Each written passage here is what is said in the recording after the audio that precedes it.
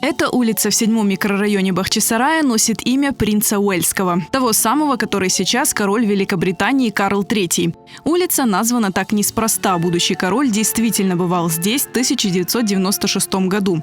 Главной целью визита принца Чарльза в Крым было посещение мемориала английским воинам, погибшим в годы Крымской войны.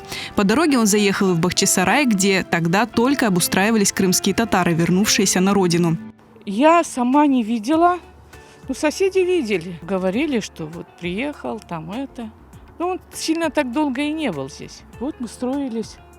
Жили сначала в таких вот, как вам сказать, лачушках. Пока построились. Вот потихонечку поднимали свои дома.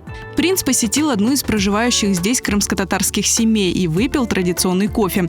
После визита королевской особы местные жители решили увековечить это событие, назвав улицу в его честь. Мы не думали, но пришлось назвать, чтобы память какая-то была, чтобы дети знали.